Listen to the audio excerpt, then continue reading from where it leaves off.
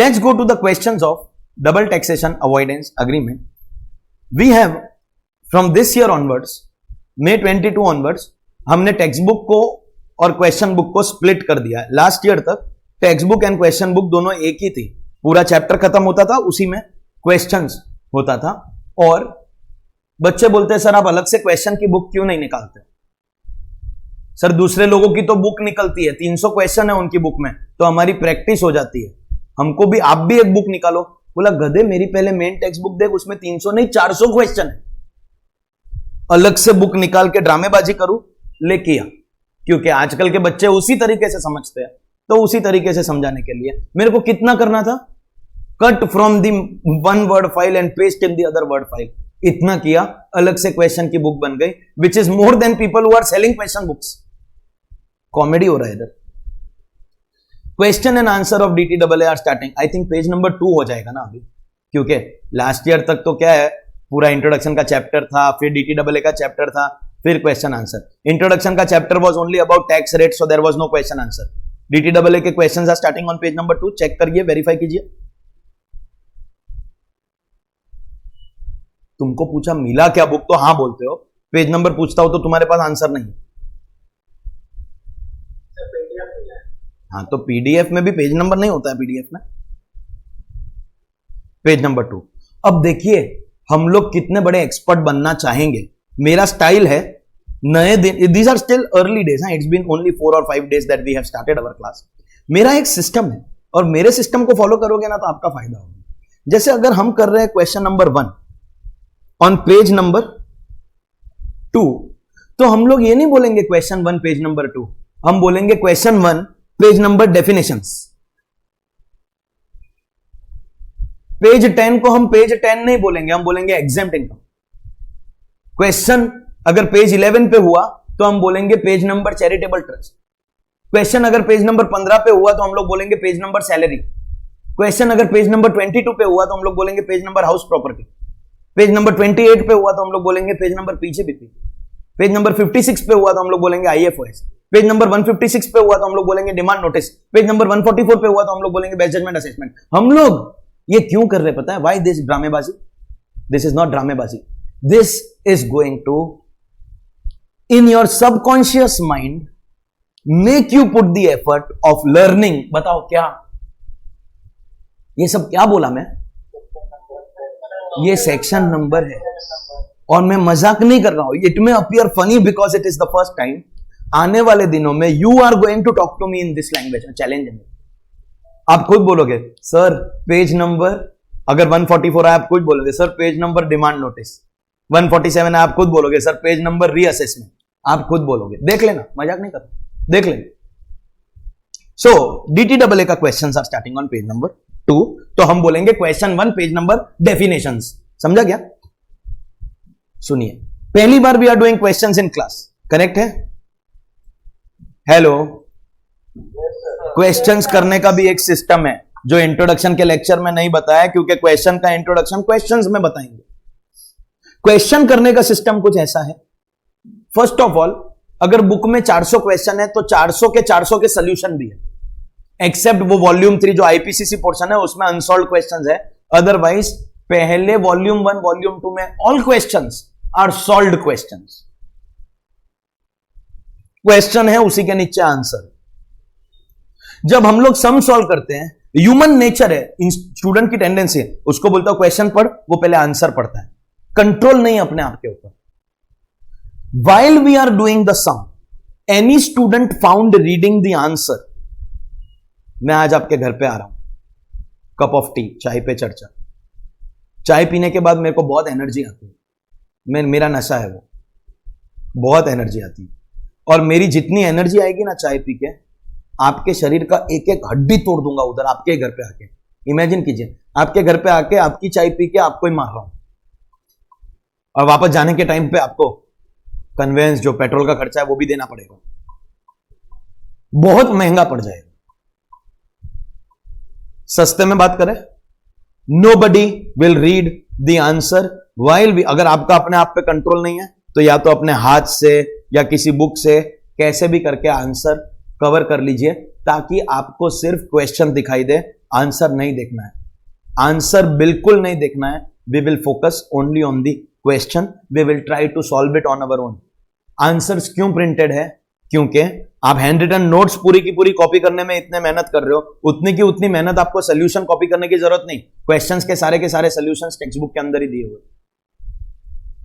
All the solutions are given in the text book, you don't have to put effort. Why is that done? We are coming to class. सुन लीजिए, 400 question हम लोग class में solve करने वाले हैं.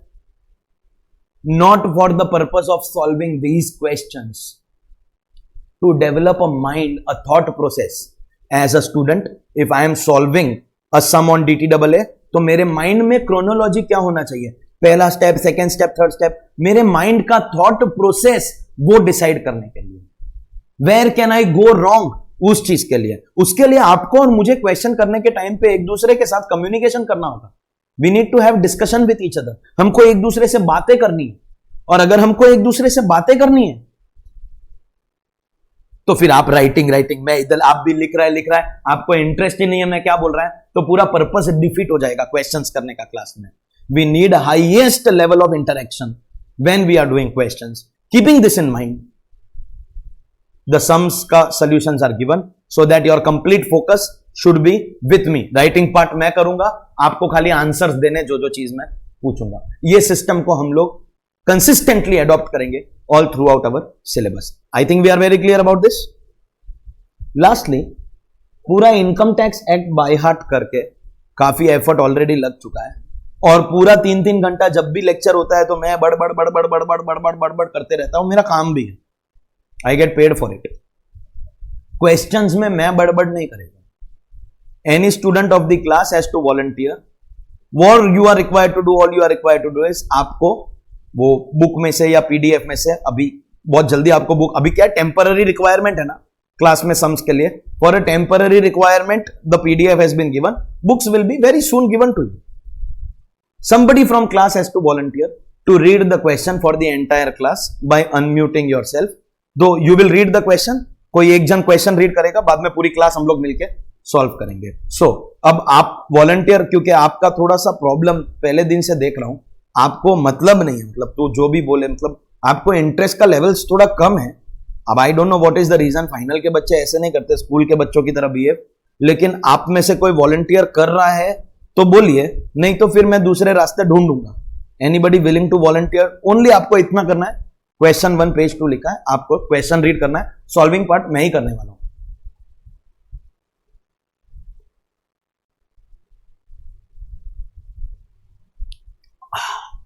कोई भी नहीं कर रहा, ठीक है, वेरी गुड. मतलब हद है, हद.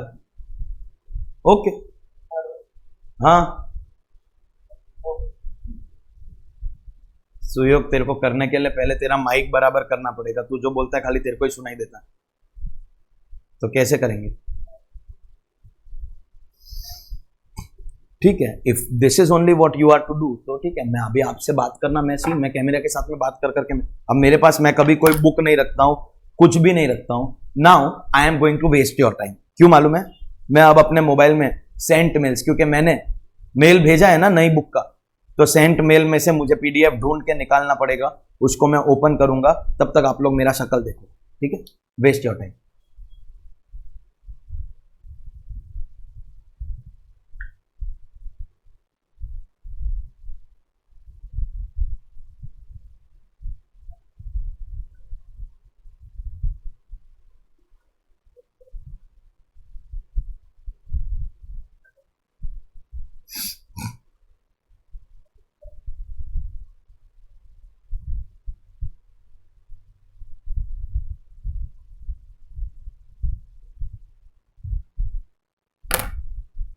First time in 11 years I have seen a class like this. First time. हद है, हद.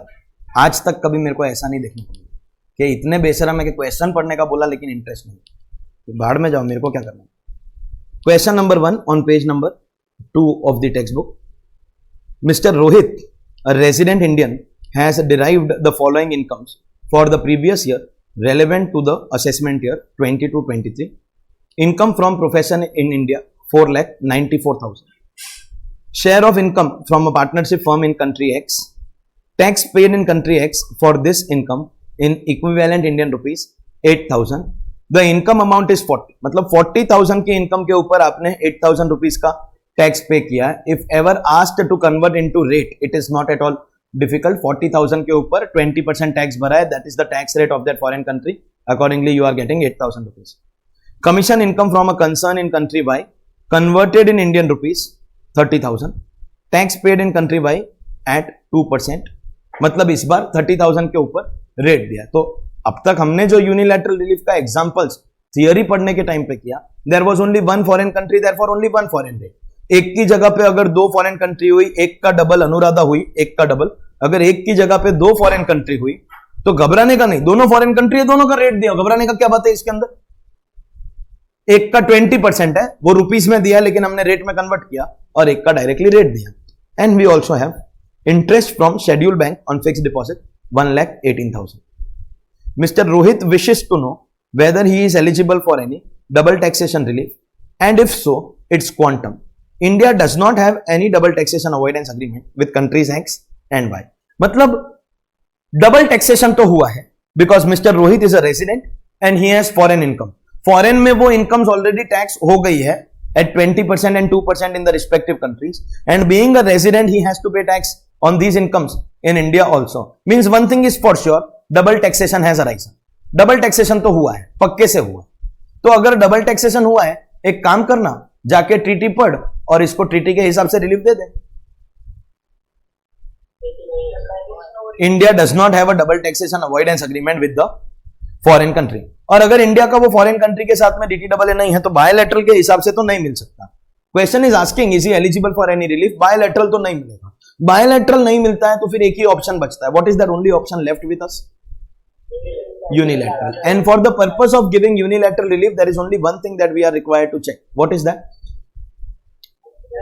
Assessee is resident, which we can clearly observe. Assessee, yes, is a resident, and therefore assessee will be eligible for unilateral relief. However, the calculation of unilateral relief is not that straightforward. You will have to go step by step. First आपको India का tax find out करना पड़ेगा, then आप foreign का tax दिया हुआ है, which ever is lower आपको कंपेयर करके accordingly you will decide India का टैक्स या फॉरेन का tax, which ever is lower. और इंडिया का टैक्स करने के लिए पहले आपको इंडिया का इनकम करना पड़ेगा। हमने जो एग्जाम्पल किए थे यूनिलैटरल रिलीफ को चैप्टर के अंदर पढ़ने के लिए, उसके अंदर इंडियन इनकम फॉरेन इनकम एक ही अमाउंट थी टोटल मारने का। जब एक की जगह पे चार इनकम दिया, that should not be a cause of concern, that should not be something to be afraid और worried about. Even if there are 4 incomes given to you, all you are required to do is add all of them, aggregate them and accordingly decide what is going to be your total income. तो एक एक करके सबसे पहले हम लोग step number 1 में calculate करेंगे what is your net taxable total income in India. एक एक करके what is the first income?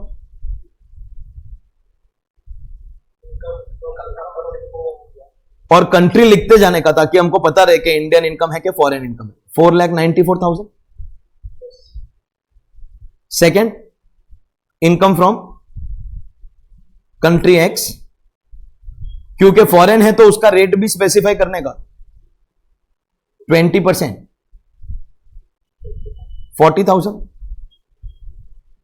Income from country Y, once again foreign है तो रेट स्पेसिफाई करने का 2%, 30,000, and FD interest that I think is earned in India only,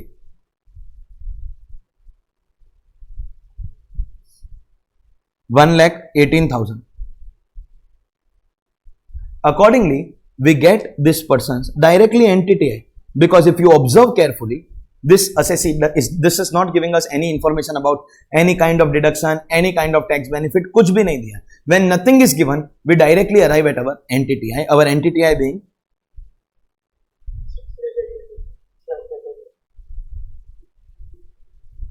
6,82,000. Once we derive our NTTI in India, what is going to be our immediately following step? Tax in India, assuming that there is no relief, what is going to be the tax liability in India? Is the assessee claiming any of the tax benefits, 20 tax benefits prescribed in order to,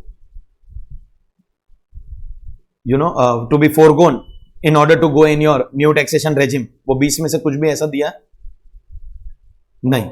मतलब कहना इसे income as per old and income as per new is same, and if income as per old and new is same then the tax should be preferably calculated as per section 115 DAC.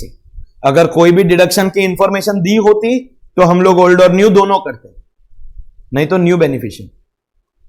115 DAC के हिसाब से tax आप लोग करोगे कि वो भी नहीं करोगे? बता दो तो मेरे को पता चले कि मेरे को आगे के 40 चैप्टर कैसे करवाने हैं आपको.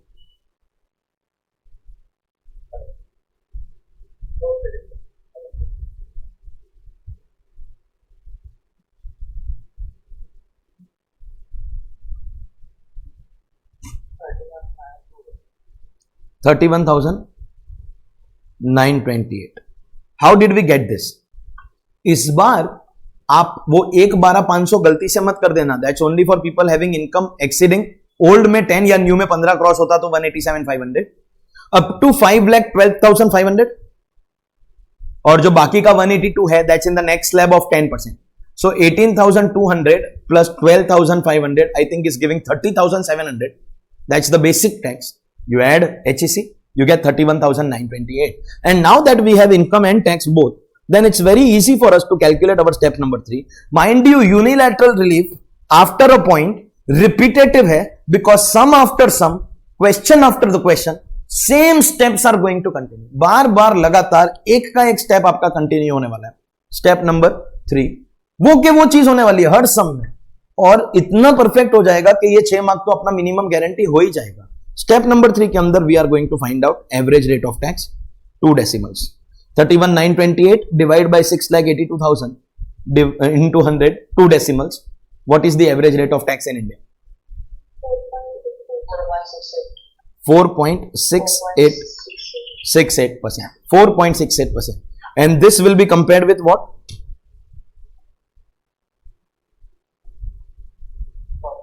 Foreign rate. तो क्या एक की जगह पे 2 कंट्री दिया तो क्या डर जाएगा? क्या 2 की जगह 20 लेके आ जा? मेरे को कोई डर है ही नहीं, किसी का डर नहीं है. कंपैरिजन करेंगे तो कंट्री बाय कंट्री करेंगे, उसमें दिक्कत क्या है? इंडियन रेट और foreign rate whichever is lower is the comparison that we do it country by country. जैसे कि कंट्री एक्स में रेट इज 20, कंट्री वाई में रेट इज 2. इसको कंपेयर करेंगे इंडियन और फॉरेन तो ये हमारा आंसर होगा, और जब इन दोनों को कंपेयर करेंगे तो ये हमारा आंसर होगा. इसमें डरने वाली कौन सी बात है? We have to do the comparison. What is the calculation of relief? Indian tax or foreign tax, whichever is lower, we have to do this comparison country by country. And let's do that. In our step number 5, lower rate. If you compare the rate of tax of country X with Indian rate, so what is the lower rate that you get? 20% or 4.68? What is lower of the two?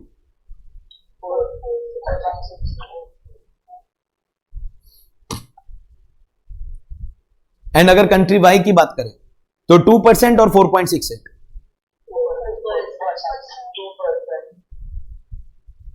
2%. Very easy. And finally आ गया. बात में पता भी नहीं चला कब, but we have reached.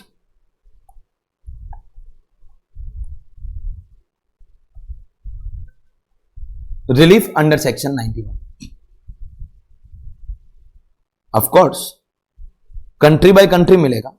X के इनकम के ऊपर 4.68% पे मिलेगा, वाई की इनकम के ऊपर 2% पे मिलेगा. We have already decided and concluded that this is the rate at which we are going to get our relief.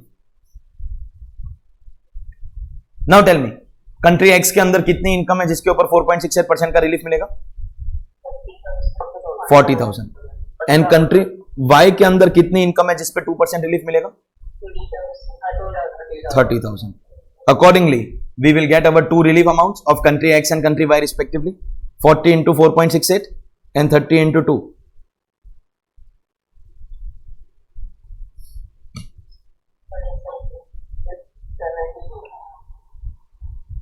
And total is 2,472, is it?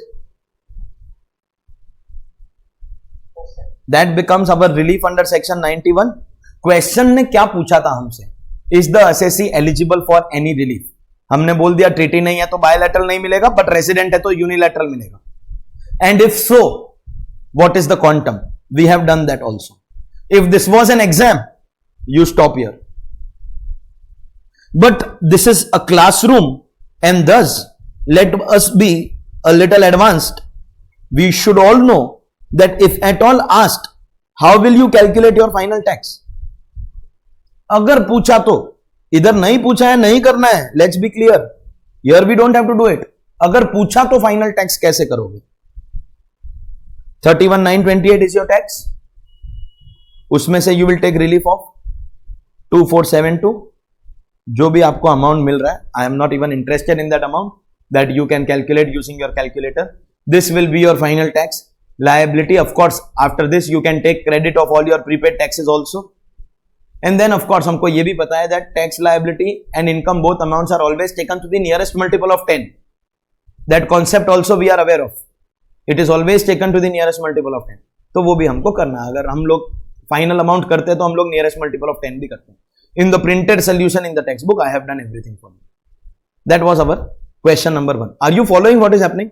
We did 2 examples on unilateral relief, one easy, one difficult. And now we are in the sums. These are past exams sums. These are sums from institute material. अपनी book will cover every question of ICAI study material. ऐसा एक भी sum study material में नहीं मिलेगा जो अपनी book में cover नहीं है. 400 क्वेश्चन किसी और क्लास, किसी और ऑथर, किसी और टेक्स्ट बुक से ज्यादा कवरेज है. ज्यादा coverage compare to people who are actually selling question answer book separately, उससे ज्यादा कवरेज है. इतने में आपका काम हो जाएगा. और जो नहीं कवर्ड है वो मैंने ऑनेस्टली एडमिट कर दिया. If at all you want to practise extra 4 attempt RTP के जो क्वेश्चंस है, सिर्फ उतना एक्स्ट्रा प्रैक्टिस करना है. Other than that you don't have to cover anything. Our books cover everything. Extra में खाली 4 अटेम्प्ट का आरटीपी करना है. Nothing else you have to do. And as far as unilateral relief is concern, हमने जो 2 example किया ना, उसमें जो सेकेंड एग्जाम्पल था उससे इजी तो ये पहला वाला सम था. उल्टा second example was a little complicated. It's a small kind of sum. ऐसे सम आजकल एमसीक्यू में आते हैं. आपको रिलीफ का अमाउंट या फाइनल टैक्स का अमाउंट एमसीक्यू में पूछ सकता है. We will go to a little difficult questions.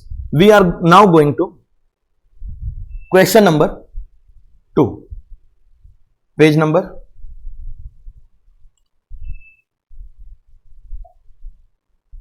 Next page पे चालू हो रहा है ना?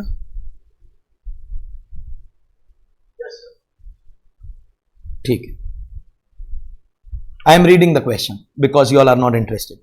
Kalpesh Kumar, a resident individual, is a musician deriving income of 7,50,000 from concerts performed outside India. Tax of 1 lakh was deducted at source in the country where the concerts were held. India does not have any agreement with that country for avoidance of double taxation. His Indian income is rupees 30 lakhs. Compute the total income and tax payable by him, assuming he has deposited 1,50,000 in PPF and paid medical insurance premium in respect of his father resident in India, age 65 years, 52,000 rupees. So he has paid 150 in PPF and 52,000 medical insurance. Foreign income है 7,50,000, उसके ऊपर 1 लाख का tax अगर वहां पे पे किया है तो it is not difficult to identify the percentage over there. मगर इस बार क्वेश्चन के रिक्वायर्ड पार्ट को ऑब्जर्व कीजिए. ऑब्जर्व कीजिए क्वेश्चन आपसे क्या मांग रहा है. इस बार क्वेश्चन आपसे रिलीफ करना मांग ही नहीं रहा है. Question is not asking you to calculate relief. If you observe carefully you will realise question is asking for what. Question आपसे क्या मांग रहा है? Total income and tax. Of course, this obviously means we will calculate income like we do every time in our step 1. We will calculate tax like we do every time. This is our final answer. लेकिन relief देने के बाद में जो मतलब ये वाले जितने भी स्टेप्स है ना, ये सब वर्किंग नोट बन जाएगा. क्वेश्चन का required part is the NTTI and the tax. The required part is NTTI and tax. तो जो रिलीफ हम लोग कैलकुलेट करेंगे so that we derive our final tax, that relief which was till now our main answer will now become just a working note. करना वही है. Total income, total tax, average rate, foreign rate, lower, relief करके करना वही है. लेकिन main question is total income and tax. Relief is only a working note. आपको समझ में आ रहा है? Can you observe the required part of the question and understand what I am saying? तो चलिए, सबसे पहले तो कल्पेश कुमार को डबल टैक्सेशन हुआ है क्या? He has got foreign income, he has paid tax, वहां पे तो अमाउंट भी दिया है हमको, एंड इंडिया में भी उसको टैक्स लगेगा because he is a resident, so there is double taxation. Check the treaty and give him relief. No treaty. If there is no treaty, then there is only one way of giving relief, that is unilateral. And unilateral के लिए you are required to check only one thing, that is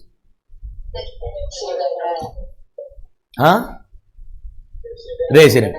The most important thing. Is he a resident? That means unilateral relief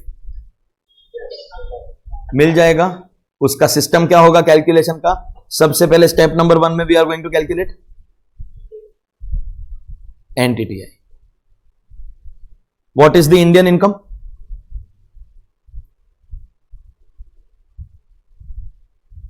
NTTI is just about aggregation of all the incomes, no? Indian income 30 lakh. Foreign income tax वहां का rupees में दिया है, हम लोग rate में convert कर लेंगे. 7.5 लाख के ऊपर अगर आपने 1 लाख रुपीस टैक्स भरा है, तो what is the rate of tax that you have paid in the foreign country?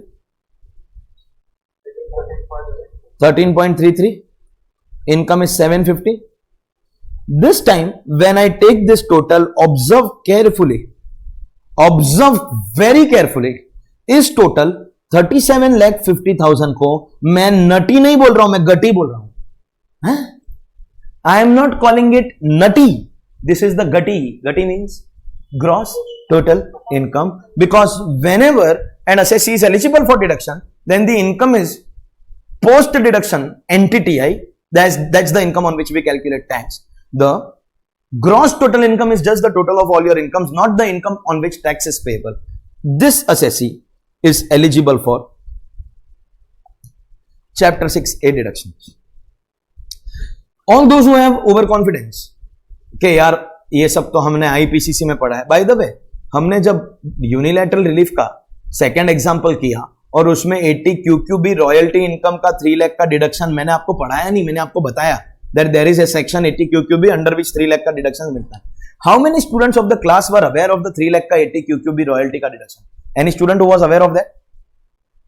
Already aware of that before we started? और मतलब मैंने नहीं बोला तो भी आपको पता था मिलने वाला है.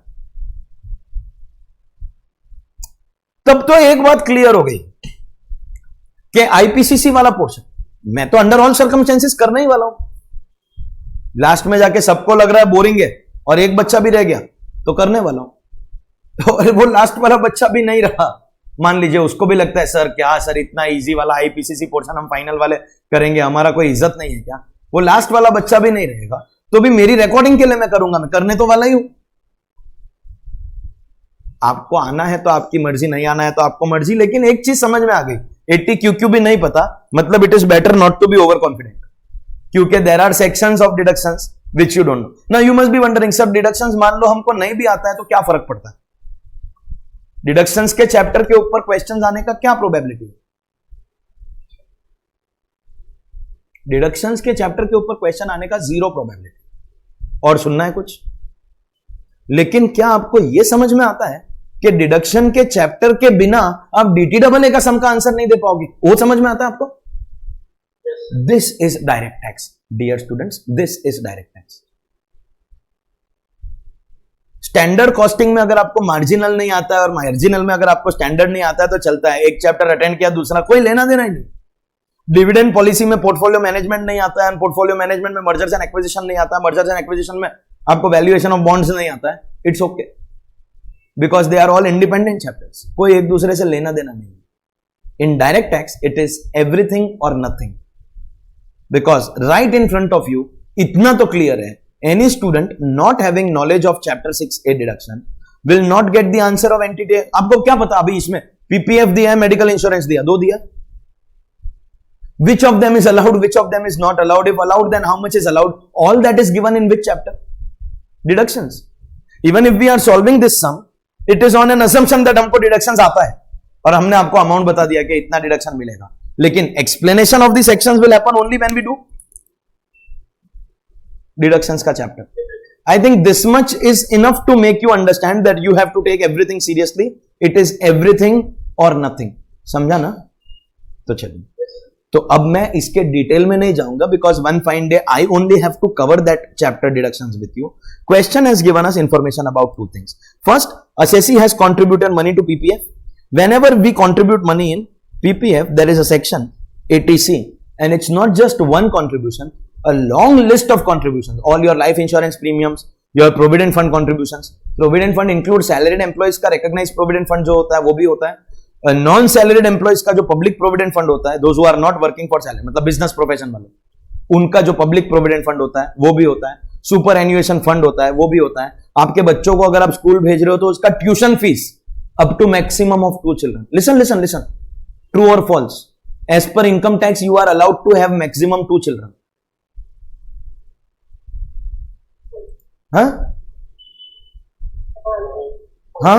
You can have as many. Means you can show your talent wherever you want to. You can have as many. There is no restriction on having number of children. True or false? You can educate only 2 out of them. The remaining should be illiterate. False. You can educate all of them. तो ये दो children का limit क्या है? फिर deduction खाली 2 का मिलेगा. You can have as many and educate all of them.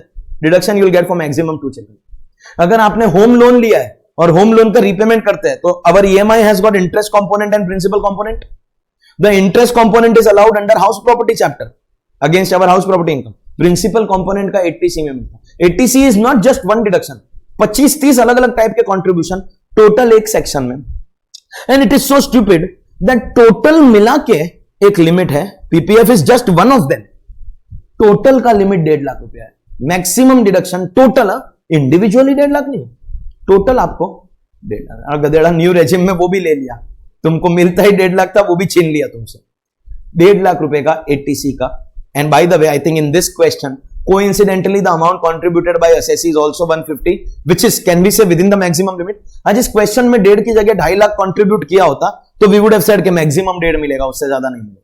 But यहां पे assessee ने कंट्रीब्यूट ही 1.5 लाख किया है. End of course keeping that in mind, assessee will be eligible for ATC deduction of 1,50,000. Whatever I spoke orally over here, चाहे वो home loan principal के बारे में हो या ट्यूशन फीस के बारे में हो या लाइफ इंश्योरेंस प्रीमियम के बारे में हो, that will all be explained to you while we do our deductions under chapter 6A. Today I am not teaching or explaining, I am just informing you, I am just telling you everything has an appropriate time, and appropriate time pe appropriate task will be performed. Apart from that, question has also given us detail about medical insurance premium. Whenever we pay medical insurance premium, for that there is a section called 80D. उसमें आपको मिलता है medical insurance premium का deduction. But confusion बहुत है मित्रों, बहुत है. अगर आप ध्यान से देखोगे तो कल्पेश कुमार ने खुद का मेडिकल इंश्योरेंस प्रीमियम नहीं पे किया, फादर का पे किया. पहली बात तो वो मिलता है क्या? 52 पे किया है, मिलेगा कितना? क्या कोई मैक्सिमम थ्रेशोल्ड है क्या? Lot of question and all the answers are given. Where? Not here. Section 80D. 80D बोलता है खुद का पे करो, स्पाउस का पे करो या dependent children. If the children are independent नहीं मिलेगा. 80C में क्या बोला मालूम है? Self, spouse, children. Children can be dependent और इंडिपेंडेंट, दोनों चलेगा. लेकिन 80D में इट इज डिपेंडेंट चिल्ड्रन. ये सब चीज आपको वहां पे जाके सीखनी पड़ेगी. सेकेंड डिफरेंस, 80C में अगर आप पेरेंट्स का लाइफ इंश्योरेंस प्रीमियम भरते हो, there is no deduction prescribe for that.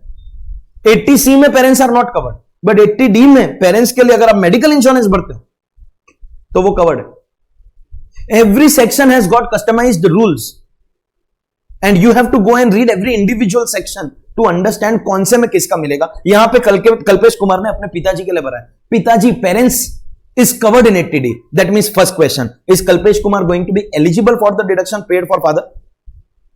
Yes. Second, 80C का जो maximum threshold है वो 1,50,000. Coincidentally the amount paid was also that, so we gave full. 80D में भी एक threshold है. The maximum deduction that we get under 80D is 25,000. Wait, don't interrupt me. Maximum 25 है. तो जिसको वो मैक्सिमम लिमिट नहीं पता वो यहां पे 52 देगा तो मरेगा 25. जिसको वो मैक्सिमम 25 पता है और उसने बोला 52 रेस्ट्रिक्टेड टू 25, वो भी मरेगा. बिकॉज उसी सेक्शन 80D में एक और बात बोली है, कि अगर आप मेडिकल इंश्योरेंस प्रीमियम किसी सीनियर सिटीजन रेजिडेंट के लिए पे कर, दो कंडीशन है, सीनियर सिटीजन होना चाहिए और वो भी रेजिडेंट होना चाहिए, तो जो 25,000 की लिमिट है that will be increased to 50,000 rupees. आप नॉन रेजिडेंट होएगा तो चलेगा, सपोजिंगली ये सब में कल्पेश कुमार नॉन रेजिडेंट थे, लेकिन पप्पा रेजिडेंट 60, पप्पा का एज दिया ना, कितना दिया? 65, दैट 60 और मोर senior citizen. And papa resident है कि नॉन रेजिडेंट, ऐसा कुछ बोला है क्या क्वेश्चन में? बोला है। अच्छा, बाय द वे नहीं भी बोला होगा ना तो your assumption can not be कि पप्पा is non resident. If the question is silent, of course पप्पा इज रेजिडेंट। यहां पे उन्होंने क्लियरली मेंशन कर, मींस रेजिडेंट 60 इयर्स दोनों फुलफिल हो गया, तो 25 का limit shall be increase to. सुनिए, कल्पेश का सीनियर सिटीजन होना रिक्वायर्ड नहीं है, आपको इतना तो बुद्धि है, पप्पा 65 के है तो कल्पेश 60 का नहीं हुआ होगा। कोई कोई बोलता है sir nothing is impossible, it is possible that he is step father. Papa 65 but mummy 85 and Kalpesh therefore 60, ये स्टेप फादर है 65। आप देखो, पॉसिबिलिटी तो अपने दिमाग में कुछ भी क्रिएट कर सकते हो, बट कॉमन सेंस तो ये बोलता है कि पप्पा 65 है तो बच्चा 60 का नहीं। कल्पेश कुमार का सीनियर सिटीजन होना जरूरी नहीं है, जिसके लिए आपने ये कंट्रीब्यूशन किया है that person has to be senior citizen and resident. Of course you yourself as an SSC are covered here. आप खुद सीनियर सिटीजन हो गए और खुद का मेडिकल इंश्योरेंस प्रीमियम भरोगे। If you are resident 60, still you get the higher limit. If you are not touching 60 but parent touching 60 and parent is resident, still you get the higher limit. All this will be done in writing when we do 80D. Currently, the conclusion is only this much. Assessee is eligible for contribution for father, and that 52 will be restricted not to 25 but to 50 because father is resident 60 years. बाकी सब हम deductions के chapter में देखेंगे। Accordingly, the total deductions become 2 lakh, and with which we get net taxable total income of 35 lakh 50,000. याद रहे, in all the chaos that we did about, in all the discussion that we did about deductions chapter, कोई कोई अपने दुनिया में खोया हूं, मैं कौन हूं, मैं कहां हूं, याद रहे, we are doing total income and tax calculation of Kalpesh Kumar, जिसको डबल टैक्सेशन हुआ है। चैप्टर है double taxation relief, requires you to have knowledge of chapter 6A deduction. That's the beauty of direct tax. कोई और सब्जेक्ट इसको match नहीं कर सकता है इसके अंदर। इतना इंटरलिंक ऑफ चैप्टर्स पॉसिबल ही नहीं है।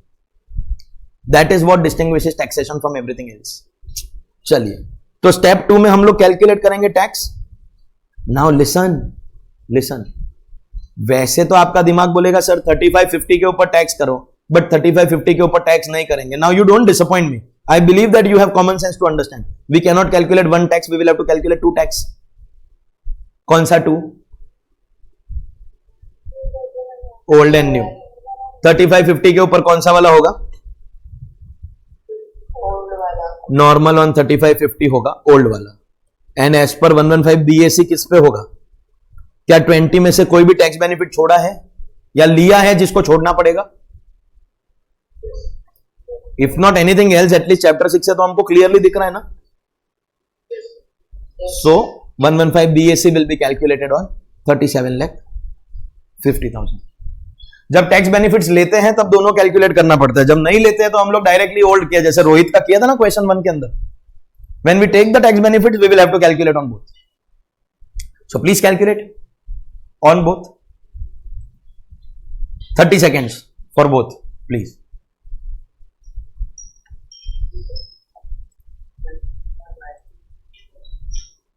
क्या हुआ?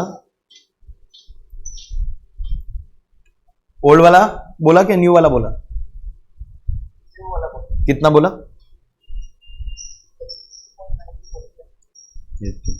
अमाउंट पूछ रहा हूं, ये मेरे को एवरेज रेट बता रहा है।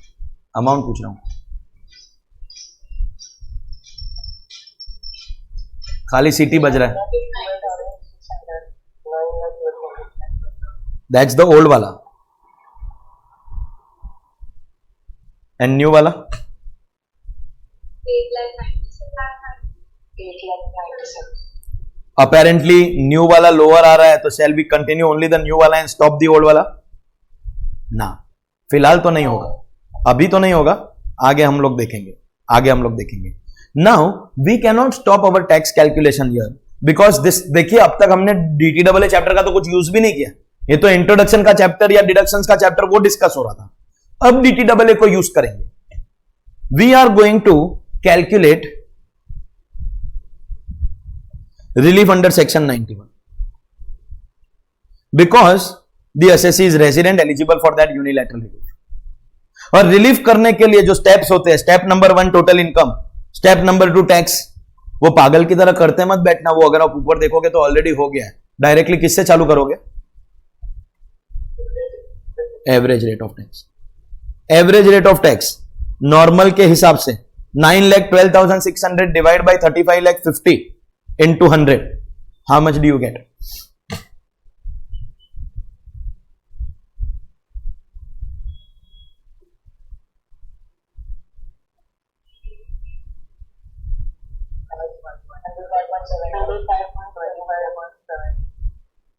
And as per 115 BAC, 897 divided by 3750 into 100, 23.92,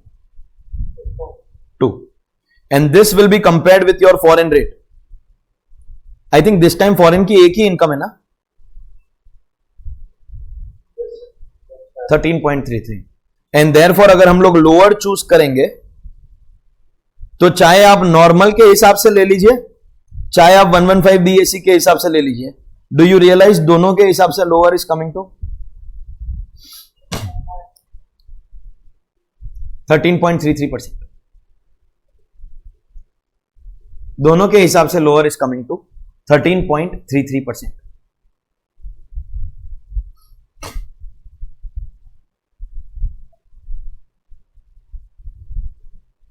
और क्या आप ये ऑब्जर्व कर रहे हो कि जो doubly tax income included in NTTI है, 750 is the foreign income, we have chapter 6 से डिडक्शंस, तो क्या वो इंक्लूडेड इन एनटीटीआई करने के टाइम पे वो 2 लाख रुपया माइनस करेंगे क्या 750 के सामने? If you answer this correctly then I will realise that आपने मेरा एग्जांपल 2 अच्छे से समझा था। यूनिलैटरल रिलीफ का जब मैंने क्लास में, क्यों नहीं करेंगे? Because these are not deductions जो वो पर्टिकुलर उसी इनकम के सामने मिल रहा है। क्या हम किसी के भी सामने ले सकते हैं? एटीसी एटीडी, तो हम लोग प्रेफरेबली किसके सामने लेंगे? Indian income. Accordingly foreign income पूरा का पूरा एलिजिबल बन के बैठेगा। And thus, when we come to calculation of relief, फिर आपको समझ में आना चाहिए, चाहे नॉर्मल के हिसाब से करो, चाहे 115 BAC के हिसाब से करो, अमाउंट भी सेम रहने वाला है एंड रेट भी सेम रहने वाला है। क्योंकि ये दोनों सेम रहने वाला है, तब हम लोग कंक्लूड कर सकते हैं that it is better, it is appropriate. बोलो क्या? क्या? मत बोलो, मैं ही बोलता हूं। ये 9,12,600 है, ये 897 है। जब दोनों में से सेम अमाउंट ऑफ रिलीफ मिल रहा है तो ऑफ कोर्स अगर इन दोनों के बीच में न्यू इज बेनिफिशियल, तो फाइनल के अंदर भी new only is going to be beneficial because this amount is same. क्या आपको खाली इतना समझ में आया कि नॉर्मल में, ओल्ड में, न्यू में, दोनों में ये सेम रहने वाला है? बिकॉज इनकम भी सेम है, रेट भी सेम है, और इसीलिए because same amount is getting subtracted, that means final tax जो आपका आएगा वो एज पर कौन सा आएगा? 115 BAC 8,97,000 minus 1,00,000, 7,97,000 will become your final tax liability. Have you understood? Yes, sir. बस यही, that was your तो अगर exemption रहेगा again to particular income, हाँ तो उसके सामने हम reduce करेंगे, हम calculate करते हैं। यस, जैसे कि वो रॉयल्टी था, it's not exemption, it is deduction. Exemption नहीं है, डिडक्शन है। अगर उस पर्टिकुलर इनकम के सामने होगा तो ही हम उसके सामने माइनस करेंगे, otherwise first preference will always be given to Indian income. That's what we discussed when you lost your network. Understood? Yes, sir. चलिए, let's go ahead. Question number 3 के ऊपर चलेंगे।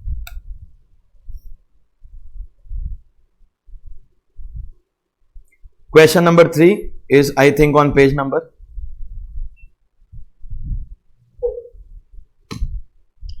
An individual resident in India having income earned outside India in a country with which no DTA exists asks you to explain whether the credit of tax paid over the income in that country will be allowed to him in India. No DTAA exists. Whether the credit of tax paid in that country will be allowed. That's the question.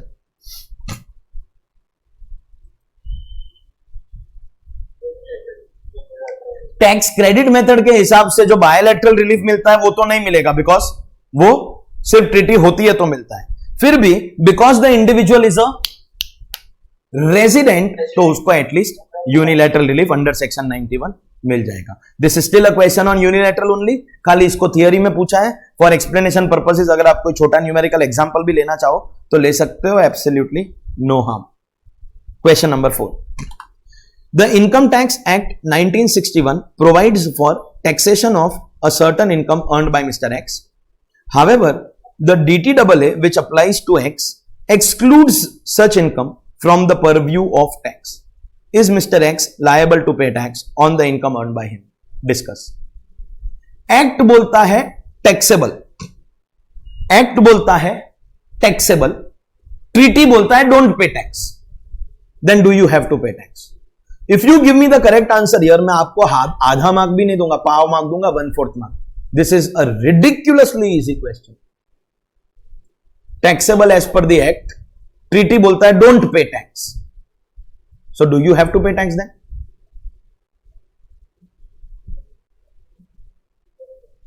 क्यों no?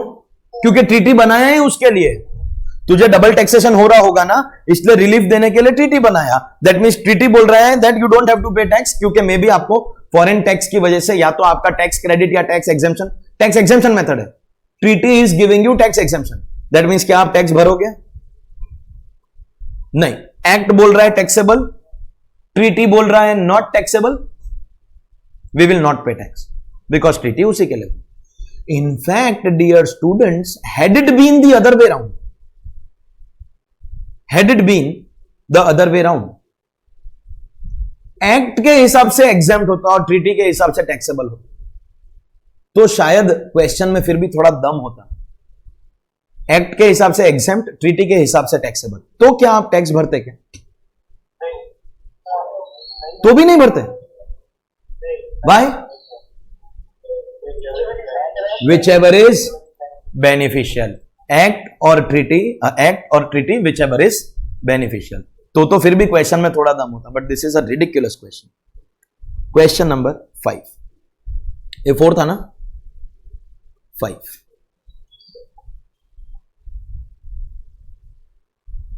Arif, a resident both in Malaysia and India in the previous year 21-22 owns immovable properties including residential house at Malaysia and India.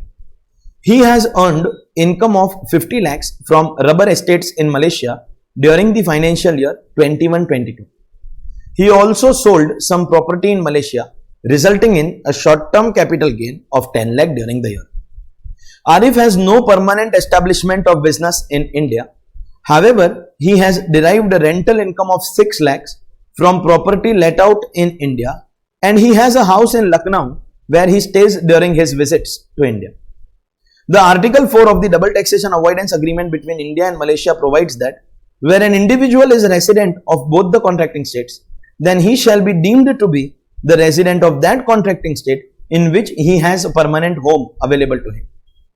If he has permanent home in both the contracting states, he shall be deemed to be a resident of that contracting state with which his personal and economic relations are closer center of vital interest.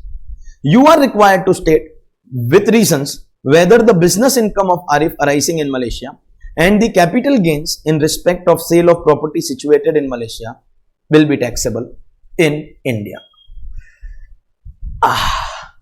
कोई को बोलता है sir वो India का tax, foreign का tax, which ever is lower, वही मजा आ रहा था, वही चालू रखो ना, हमको जम गया था, वो फा गया था. ये तुमको जमने जमाने के लिए तुम कुल्फी नहीं है कि तुमको जमने का. तुमको जमाने के लिए तुम बर्फ नहीं है कि तुम जम गया. तुमको जमाने के लिए सीए का फाइनल का एग्जाम नहीं हो रहा है. तुमको हर चीज के लिए प्रिपेयर रहना होगा. कोई तो इतना बड़ा ट्रॉमा में है, वो सोच रहा है कि कुछ नहीं समझा, एक काम करता हूं क्वेश्चन वापस रीड करता हूं. वो तो मैंने ऑफर दिया ही था, प्लीज कोई रीड कर लो. That's the only time I ask for help from students. वो तो मैंने पहले भी ऑफर दिया था. कोई कोई अभी रीड कर रहा है मेरे खत्म होने के बाद. मैं आपसे सिर्फ इतना पूछ रहा हूं, what part of the chapter is the question from? I am not asking for the answer. I am asking what part of the chapter is this question 5 from? Bilateral. Why do you से it is from bilateral? क्योंकि treaty है. और याद रहे, जब भी treaty के ऊपर क्वेश्चन पूछना होगा, the question will reproduce that clause in your question paper. तो इस क्वेश्चन को अगर आप ऑब्जर्व करोगे, 3 पैराग्राफ है. पैराग्राफ 1 में दिया है facts about Arif, data about Arif. ये आरिफ के फैक्ट्स हैं.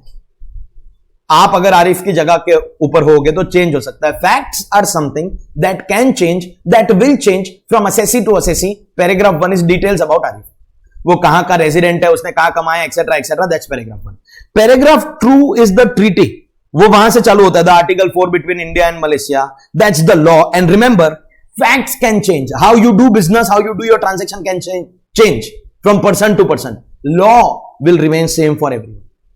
मींस ये आरिफ के फैक्ट्स है, ये लॉ है. इस लॉ को पढ़ के, आरिफ के फैक्ट्स को देख के, ये लोगों के हिसाब से चेंज हो सकता है. ये सबके लिए सेम रहेगा. ये क्वेश्चन है. एक्चुअली आपका question is the last line only. Question सिर्फ लास्ट लाइन के अंदर. What is the question asking you? What is the required part? You get marks to answer the required part. You are required to determine whether the income from rubber plantations and the short-term capital gain earned where in Malaysia, whether that income is taxable in India. That, ladies and gentlemen, is the question. Question सिर्फ उतना है, whether that income is taxable in India. पहले paragraph में दिया है आरिफ का data, दूसरे paragraph में दिया है ट्रीटी. जब भी ट्रीटी पे क्वेश्चन पूछेगा तो उनको वो क्लॉज देना ही पड़ेगा. और फिर फाइनली आपको क्वेश्चन पूछा है. इंटरनेशनल टैक्स के सिलेबस के अंदर एक कॉन्सेप्ट आएगा called tie breaker rule. This question is based on that concept of tie breaker rule. This is one of the most important concepts again of international tax, a part of international tax called tie breaker rule. समझने की कोशिश करते हैं.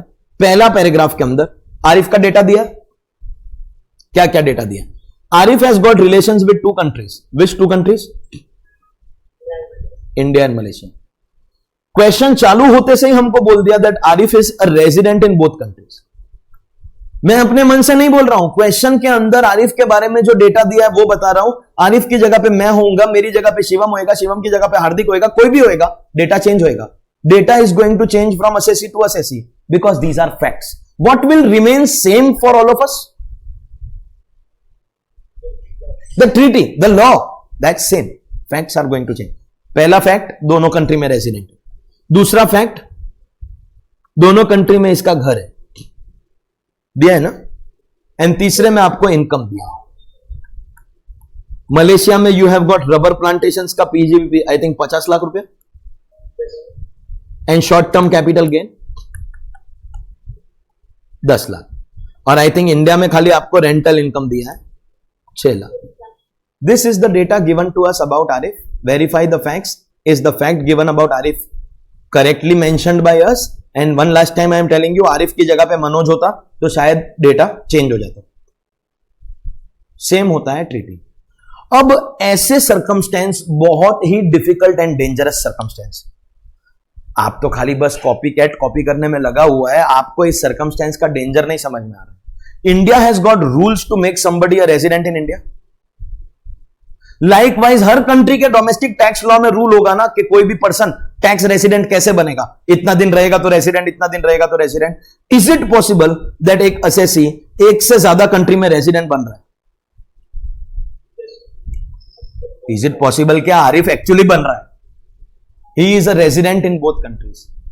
और यहां पे आने वाली है ट्रबल बहुत बड़ी वाली, मैं समझाता हूं. 6 lakh rupees. Which is the country of source, host country? India. India. Which is the country of residence? दोनों है. मतलब 6 lakh will be taxable in India also, Malaysia also. India में सोर्स और रेजिडेंट भी है, तो भी मलेशिया में तो रेजिडेंट है। ये रेजिडेंट वाला प्रिंसिपल ग्लोबल इनकम की वजह से 6 लाख पे टैक्स मांगेगा मलेशिया में भी। And likewise if we talk about these two incomes, source तो मलेशिया में है लेकिन इंडिया में भी रेजिडेंट बन रहा है, तो इंडिया भी इन दोनों के ऊपर टैक्स मांगेगा। Globally there are 2 principles of levy of tax. Home country will apply the principle of, host country will apply the principle of source. I am giving you my opinion, which is not relevant for you. I know that, but I am giving you my opinion that source principle के हिसाब से किसी से भी tax लेना justified है, because that land has generated the income for you. You repay that land back. It is justified. Unfair है principle of residence, क्योंकि दूसरे की थाली में मुंह मारता है। ये प्रिंसिपल ऑफ रेसिडेंस इस पे टैक्स मांग रहा है, ये प्रिंसिपल ऑफ रेसिडेंस इस पे टैक्स मांग रहा है। अगर सोर्स के हिसाब से दुनिया में टैक्स लगता तो इसका टैक्स यहां पे और इसका टैक्स यहां पे, फिर कुछ प्रॉब्लम ही नहीं होती दुनिया में। आप मानते हो इस बात को? Problem is the principle of residence. Problem is the principle of residence, जो दूसरे की थाली पे मुंह मारता है। समझ में आता है? Accordingly, as of now, I'll speak one line. See if you agree, then I will go ahead. Everything is taxable in both countries because he is a resident. This is the problem. और इस problem को solve करेगा हमारा tie breaker rule. जब भी एक assessee दोनों country में रेजिडेंट होता है, that means it's a tie. और हमको क्या करना है? दोनों में से एक रेजिडेंट को कट करना है। We have to retain one residence and we have to cancel the other resident. एक रखना है, दूसरा काटना है, एक रखना है, दूसरा काटना है। That's tie breaker. And how will that apply? You don't have to wander here and there. वो आपको ट्रीटी में ही दिया होगा। बाई चांस कोई भी 2 कंट्री, ये कंट्री इंडिया एंड मलेशिया है, इंडिया जर्मनी हो के ऑस्ट्रेलिया हो के न्यूजीलैंड हो, अगर टाई हुआ तो how to cancel that, how to apply tie breaker every treaty. और वो भी हर ट्रीटी के आर्टिकल 4 में ही रहता है, किसी और में नहीं, आर्टिकल 4 में ही रहता है। और यहां पे भी वो आर्टिकल 4 आपको दिया हुआ है। अब हम जाएंगे सेकंड पैराग्राफ पे। पहला पैराग्राफ आरिफ के फैक्ट्स थे। फैक्ट की वजह से एवरीथिंग इज टैक्सेबल एवरीवेयर। समझ में आया? Now we will go to the treaty, and when we read that treaty, the article 4 of the agreement between India and Malaysia, we will be able to conclude कि इसका कौन सा वाला residential status रखना है एंड कौन सा वाला रेजिडेंशियल स्टेटस काटना है। पढ़ेंगे साथ में। Whenever an assessee is resident of both contracting states, he shall be deemed to be a resident. Treaty में जो लिखा है वो पढ़ने का बोल रहा हूं। He shall be deemed to be a resident. किधर का बताइए?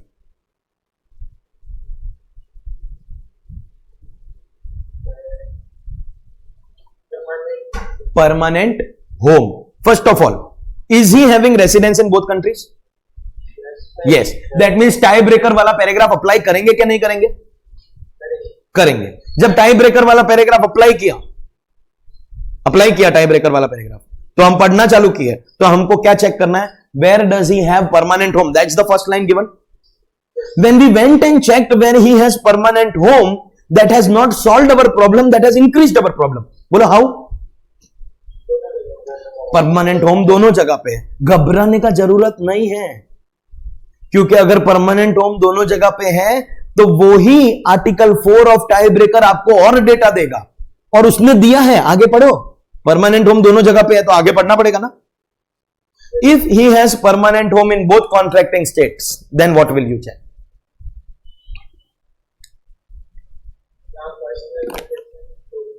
सेंटर ऑफ वाइटल इंटरेस्ट मतलब personal and economic relations closer. As far as personal relations are concern, forget about Arif. किसी के लिए लाइफ में कभी भी कंक्लूड करना पॉसिबल नहीं है पर्सनल रिलेशन क्लोजर का। How can you decide personal relation closer? मतलब कौन से कंट्री में कितनी बीवी है, how many wives in which country, that will decide. Don't laugh, he is Arif. Going by legal terminology, Arif को 4 अलाउड है। ही इज आरिफ, 4 अलाउड है। तो कौन सी कंट्री में कितनी वाइफ है? समझ लीजिए दोनों कंट्री में 2-2 वाइफ है, फिर क्या करोगे? It's still not going to solve your problem. You can never decide. चलिए, सपोजिंगली अगर लीगली 4 अलाउड नहीं होगा एंड अगर एक ही लीगल मैरिज है, बट इज इट पॉसिबल एक कंट्री में आपकी वाइफ है और दूसरी कंट्री में आपके बच्चे पढ़ रहे हैं? इंडिया में योर वाइफ एंड फॉरेन में, मलेशिया में your children have gone for foreign studies, further studies.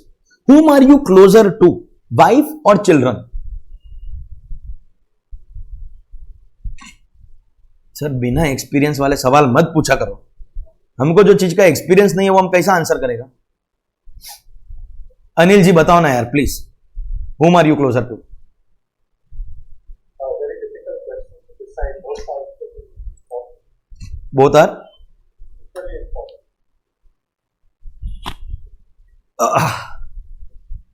I agree with that because I think in this entire classroom only myself and Anil ji, we are the only two people who have experience about this. Very difficult to answer. Very difficult to answer. क्या? You cannot choose. Personal relations कभी भी नहीं conclude हो सकते, नहीं decide हो सकते हैं। लेकिन as far as economic relations are concern, question चिल्ला चिल्ला के आपको बता रहा है इकोनॉमिक रिलेशंस किधर क्लोजर है। अभी आप बताओ ना। मलेशिया, एंड दैट मीन्स हम मलेशिया का रेजिडेंस रखेंगे, इंडिया का रेजिडेंस काट देंगे। That is tie breaker rule, that is article 4, that is known as tie breaker article 4। समझ में आया क्या? Very good, excellent excellent.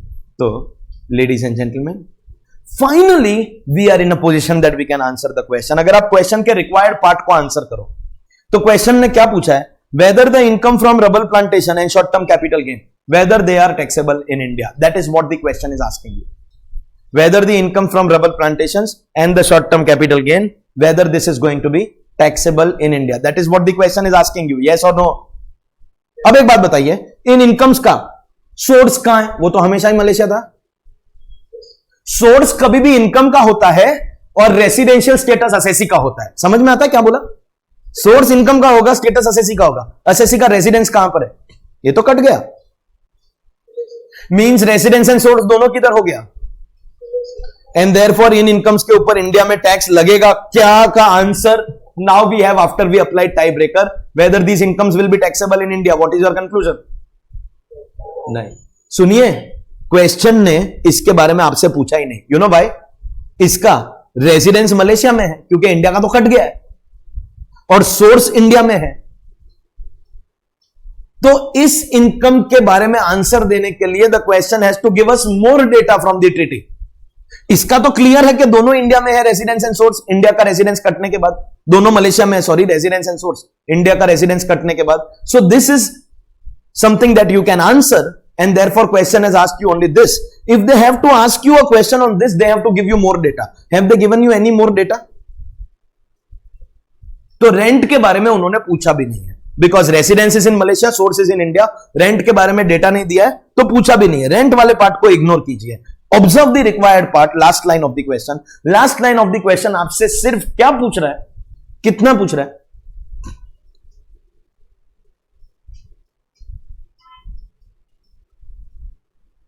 Rubber plantations वाली income and short term capital gain, क्या वो इंडिया में टैक्सेबल होगा? नहीं होगा। क्यों नहीं होगा? बिकॉज रेजिडेंस आ रहा था, वो कट हो गया। अभी इसका रेजिडेंस और सोर्स दोनों मलेशिया में, this will not be taxable. This is tie breaker rule. More than the solution to this question, have you understood the tie breaker rule?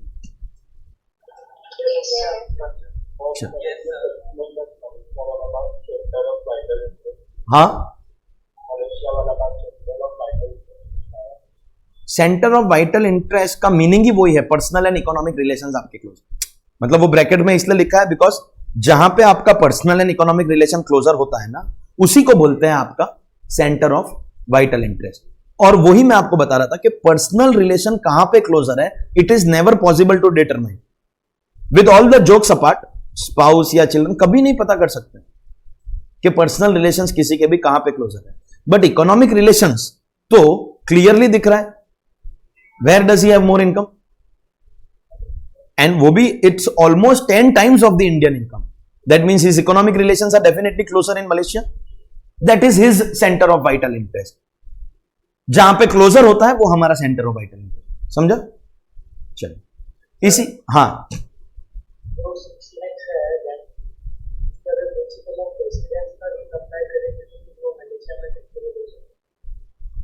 और प्रिंसिपल ऑफ सोर्स अप्लाई करेंगे तो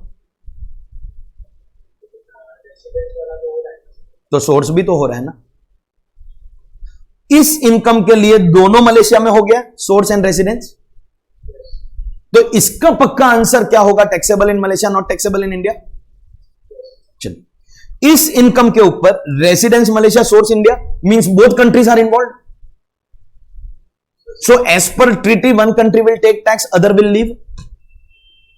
दोनों में से एक को ही मिलेगा। आप बोल रहे हो रेसिडेंस हुआ है, तो मैं बोल रहा हूं सोर्स हुआ है। दोनों में से एक को मिलेगा, वो तो आपको मानना पड़ेगा, एक को छोड़ना पड़ेगा। किसको मिलेगा, किसको छोड़ना पड़ेगा, वो कहां से पता चलेगा? ट्रीटी। क्या वो हमको एक्स्ट्रा खाली आर्टिकल 4 दिया, दूसरा कोई क्लॉज दिया क्या? तो इसलिए इसके बारे में पूछा भी नहीं है ना। पूछा भी नहीं है तो हम डिस्कस भी क्यों करें? अगर पूछते तो और क्लॉजेस देना पड़ता, और उस क्लॉज को, जैसे इस क्लॉज को देख के ये डिसाइड किया, वैसे उस क्लॉज को देख के रेंट के लिए भी डिसाइड कर लेते हैं। मैं ये नहीं बोल रहा हूं कि इंडिया को मिलेगा, आप भी ये मत बोलो कि मलेशिया को मिलेगा, दोनों में से एक को मिलेगा ट्रीटी के हिसाब से। ये तो मानते हो ना आप? चलिए, with this ladies and gentleman, जिसको जिसको भी cardiac problems, blood pressure related problems, heart problems, ऐसी कोई भी प्रॉब्लम है, any Covid recovered student here जिसको होके गया? कोई भी नहीं? अच्छा, आप लोग भी 1 साल से घर से बाहर ही नहीं निकले ना। मैं ऐसे ऐसे लोगों को जानता हूं जो अपने रूम से भी बाहर नहीं निकले तो भी उनको हो गया, पता नहीं कैसे, हवा से आया था, खिड़की खोला होगा। ठीक है, तो लिसन, जिसको भी ये सब प्रॉब्लम है, डायबिटीज का, ब्लड प्रेशर का, हार्ट प्रॉब्लम, क्या ऐसा हार्ट अटैक टाइप आ जाए, तो आप एक काम करो, आप चले जाओ, अभी चले जाओ, because question number 6 it is, I call it, listen to me, the Gita, Quran, Bible, Agam, Guru Granth Sahib, whichever religion you follow and belong to, जो भी आपका इंक्लिनेशन है, it's a democracy and everybody has the full right to follow. इसलिए मैंने सब बोला, Gita, Quran, Bible, Agam, Guru Granth Sahib, जो भी आप फॉलो करते हो, ये इस चैप्टर का वो है। हर चैप्टर में ऐसा एक क्वेश्चन होगा जो पूरे चैप्टर का, आपको पता है एग्जाम के एक दिन पहले आप पूरी की पूरी बुक के 400 क्वेश्चन नहीं सॉल्व कर पाओगे। सिलेक्टेड 400 में से मे बी 40 या मे बी 50 या may be maximum 100, her chapter में ऐसा एक क्वेश्चन मार्क किया जाएगा। अगर आपने वो कर लिया, that question will serve as a revision of the entire chapter. ये है वो क्वेश्चन नंबर 6। और बहुत सारे mini mini mini mini heart attack हो सकता है, सब मिला के एक मैसिव हार्ट अटैक भी आ जाए। मेरे को ऐसा धक धक धक धक हो रहा, बाबू भैया ने बोला था ना, आपको भी धक धक होगा, क्वेश्चन के हर लाइन में होगा। लेकिन एक साथ में गुड न्यूज ये भी है, there's a good news also attached to it. Any student who successfully does this question number 1, अगर आपने क्वेश्चन नंबर 1 को सक्सेसफुली कर लिया ना, 1 क्यों बोल रहा हूं मैं, पागल हो गया? मैं कौन सा क्वेश्चन बोल रहा हूं? क्वेश्चन नंबर 6, माय बैड, थोड़ा ओवर एक्साइटमेंट में। अगर आपने क्वेश्चन नंबर 6 को सक्सेसफुली कर दिया, तो DTAA का कोई भी सम, और ये 6 मार्क के लिए नहीं, ये तो 8 मार्क जैसा सम, DTAA का कोई भी सम आप बहुत इजीली कर पाओगे। This is the toughest thing that is possible in DTAA। Are we clear? We are all going to read question number 6 now. We मतलब I am reading, you just listen. I think that's, चलिए ठीक है। Mister Vikas, दिख रहा है ना question 6? Mister Vikas, age 60 years, नहीं मिला क्वेश्चन 6? मिस्टर विकास, हम लोग ने 2014 से इसका वेट किया, विकास हुआ पेट्रोल के भाव में, बहुत मस्त विकास हुआ, बहुत मस्त। Mister Vikas, age 60 years, a resident is deriving the following incomes in India, country A and country B. Compute his total income and tax liability assuming that India does not have a DTAA with the foreign countries. मतलब एक बात तो इधर ही clear हो गई, क्या foreign income है मतलब डबल टैक्सेशन होगा, और ट्रीटी नहीं है मतलब यूनिलैटरल, और यूनिलैटरल की कंडीशन भी हमने देख लिया इसी पैराग्राफ के अंदर, Vikas is a resident and therefore unilateral relief मित्रों मिलेगा। क्या क्या इनकम दी? Income from business in Mumbai 9,20,000, interest on saving account 4,000 लिखा, एक सेकेंड 64,000 कीजिए। Is there some printing mistake? 4,000 है ना, वो 64 है, वो 4 नहीं है, 64 है, जस्ट करेक्ट। अच्छा, पीडीएफ में कैसे करेक्ट करोगे? नोटबुक में पेंसिल से कहीं पर लिख के रखना कि आपको ये प्रिंटिंग में करेक्ट करना है। It's not 4,000, it is 64,000। Okay, किया ना correct. Interest on saving account is 64,000 rupees. Agriculture income 72,000। These are incomes in country A. What is the rate of tax in country A? 12%। Agriculture income in country A 72,000।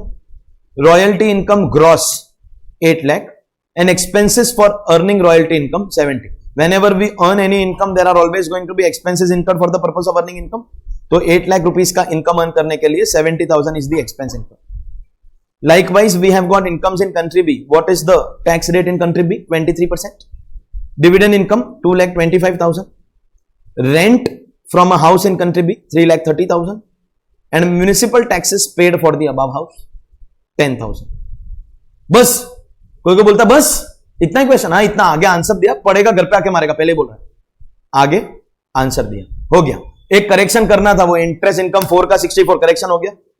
Question अब बोल रहा है compute the total income and tax liability.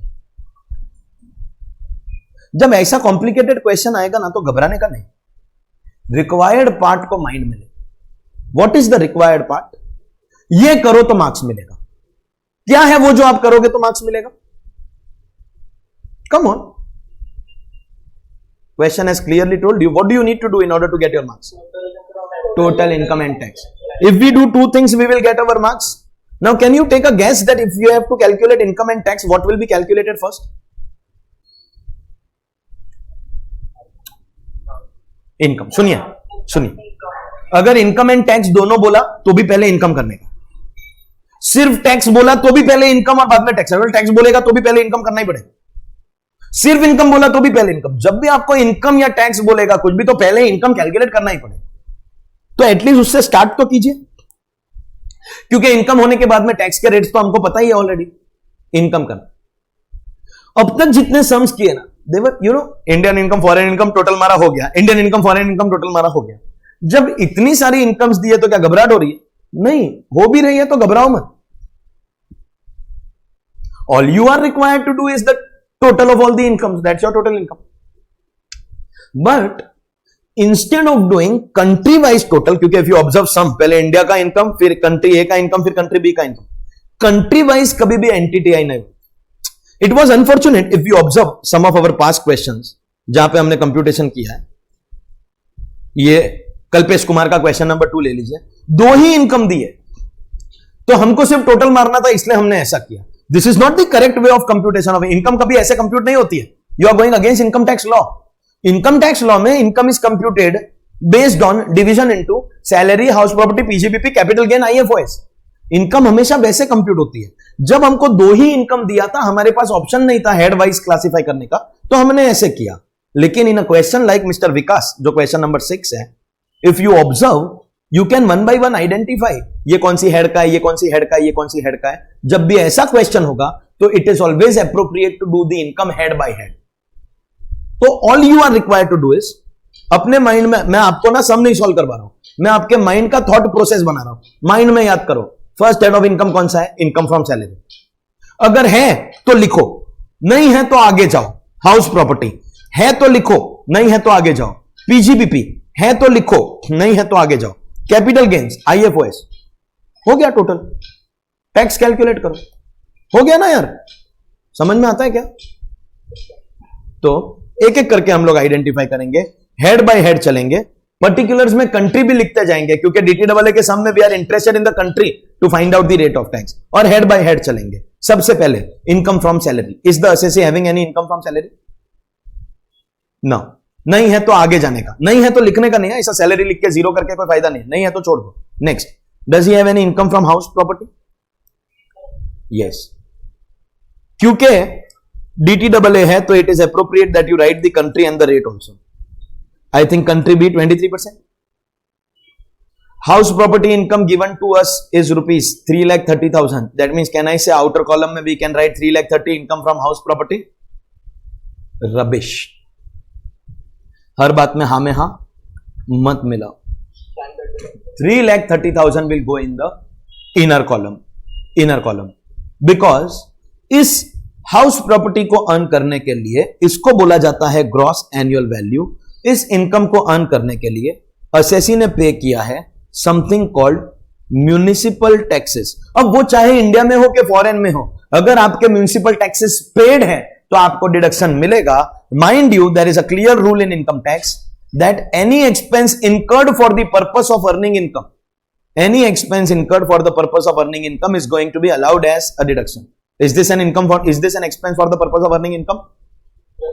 तो ये 10,000 का deduction दे के outer column में लिखेंगे 3,20,000. Nonsense, rubbish, rubbish. This will be called net annual value. I am not teaching you, I am telling you. We have a head of income called income from house property, and under the head of income from house property there is a rule. You know what? पता है क्या? क्या sir? That आपको अपनी house property income के सामने एक standard deduction मिलेगा at 30% of your NAV. GAV का नहीं मिलता है, NAV का मिलता है. And only after taking the standard deduction, 30% of 320 will be 96,000. Only after taking the standard deduction you will get your finally taxable income from house property. देवियों and सज्जनों, chapter का नाम क्या है?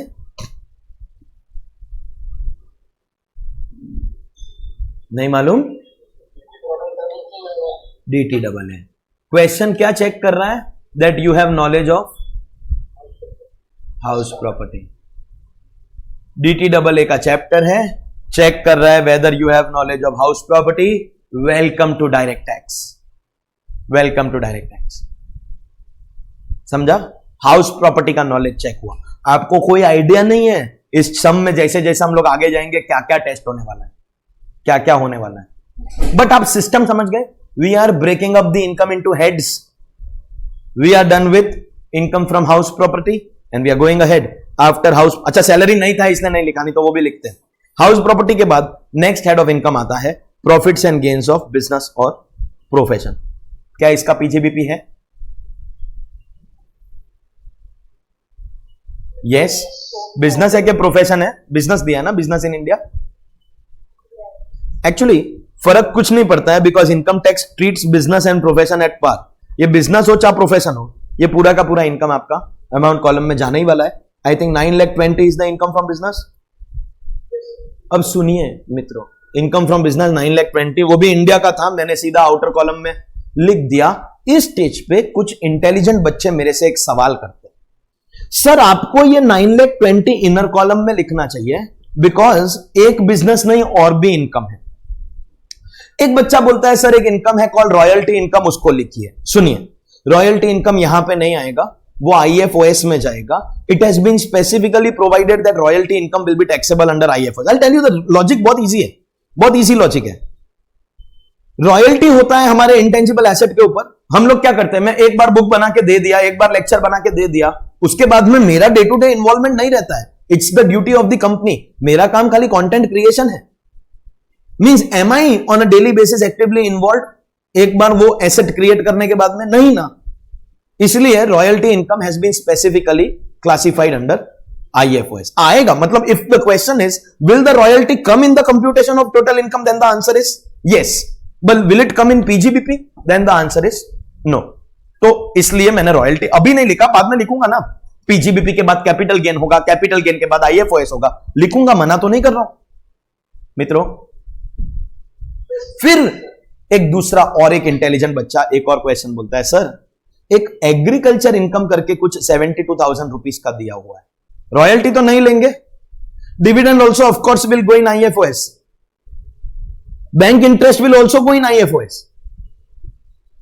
मतलब रॉयल्टी, बैंक इंटरेस्ट, डिविडेंड वो सब IFOS है, लेकिन सर एक एग्रीकल्चर इनकम दिया हुआ है, वो लिखो. इस बच्चे का मैं आंसर दूं उसके पहले एक दूसरा बीच में ऐसे बोलेगा, आंसर देने के लिए तो कभी नहीं बोलेगा, लेकिन बीच में बोलता है सर ये पागल है, एग्रीकल्चर इनकम तो एग्जेम्प्ट होता है. तो ये बच्चा पागल है, एग्रीकल्चर इनकम तो आएगा ही नहीं कंप्यूटेशन में. पहली बात तो पागल वो सेकंड वाला बच्चा है, पहला वाला बच्चा राइट है. This agriculture income is not exempt, it is going to be taxable. खाली सुनो, मैं लिखाऊंगा नोट, आपको पहले सुन लो, समझ लो. I will make you write a note. You don't write anything right now, I will make you write a note. Section 10(1) is that section which exempts agriculture. Section 10 exempt income. Section 10(1) agriculture income को exempt करता है। सुनना चाहोगे उसमें क्या लिखा है? ना भी बोलते तो भी बोलूंगा, सुनो। रेंट और रेवेन्यू, देखिए अगर मेरी खुद की लैंड है और मैं मेरी खुद की लैंड पे फार्मिंग कर रहा हूं तो फार्मिंग गुड्स बेच के मुझे रेवेन्यू मिलेगा। बट इज इट पॉसिबल कि जिसकी वो फार्म लैंड है वो फार्मिंग करने में इंटरेस्टेड नहीं है, मे बी रिटायर हो गया है, ओल्ड एज हो गया, इसलिए तो अपनी एग्रीकल्चरल लैंड मैंने आपको भाड़े पे दे दी है। Means I am landlord, you are tenant, you are doing farming on my land, you will earn revenue by selling farm products, I am earning rent from you, दोनों कवर्ड है। मैं फार्मिंग नहीं कर रहा हूं, खाली रेंट कमा रहा हूं तो भी चलता है। रेंट और revenue from land in India, in India, in India, in India, I love my India. Rent और revenue from land in India used for agricultural purposes will be exempt, मतलब the conclusion being agriculture income will be exempt only if earned in India. अगर agriculture income outside India होगा तो वो taxable है। तो जो बच्चा बीच में इंटरप्ट किया उसको तो लाफा मार के बोल दो एग्जेम्प्ट नहीं है, टैक्सेबल है। I will make you write, you don't write anything. Is this understood that if I ask you in this question the agriculture income is taxable और exempt, then what's your answer? Taxable. तब तो बच्चा बोलता है sir इसको यहां पे लिखना चाहिए, फिर अगर टैक्सेबल है तो फिर वो भी मेरे लिए एक बिजनेस हो गया। अब सुनना मेरी बात ध्यान से, टैक्सेबल होगा लेकिन वो भी IFOS में होगा। मैं उसका लॉजिक बता रहा हूं, लॉजिक सुनो। एग्रीकल्चर इनकम इन इंडिया का टैक्स ट्रीटमेंट बताइए, जल्दी से बताइए। इन इंडिया का पूछ रहा हूं, एग्जाम्प्ट, वेदर रेसिडेंट और नॉन रेसिडेंट दोनों के लिए एग्जाम्प्ट, क्योंकि सेक्शन 10 ने कुछ स्पेसिफाई नहीं किया। In India exempt. अगर एग्रीकल्चर आउटसाइड इंडिया होगा तो ही टैक्सेबल होगा, मानते हो इस बात को? वो अभी हमने डिस्कस किया। क्या आप में इतना अक्ल है यह समझने के लिए कि एग्रीकल्चर इनकम जो आउटसाइड इंडिया टैक्सेबल होता है वो सिर्फ रेसिडेंट के लिए टैक्सेबल हो सकता है, नॉन रेसिडेंट के लिए फॉरेन इनकम टैक्सेबल नहीं हो सकता है? Because globally there are two principles of levy of tax, residence and source. अगर एग्रीकल्चर आउटसाइड इंडिया मतलब इंडिया में सोर्स तो नहीं है, तो फिर which is the only principle which can levy tax? इसके लिए ये विकास को हम लोग टैक्स लगा रहे हैं क्योंकि वो रेसिडेंट है। इमेजिन कीजिए Barack Obama is retired American president, समझ लीजिए अमेरिकन में वो खेती कर रहा है, फार्मिंग कर रहा है, that means he has got agriculture income outside India. तो क्या इंडिया में टैक्स लगेगा? Because only in India exempt, foreign income taxable, outside India taxable.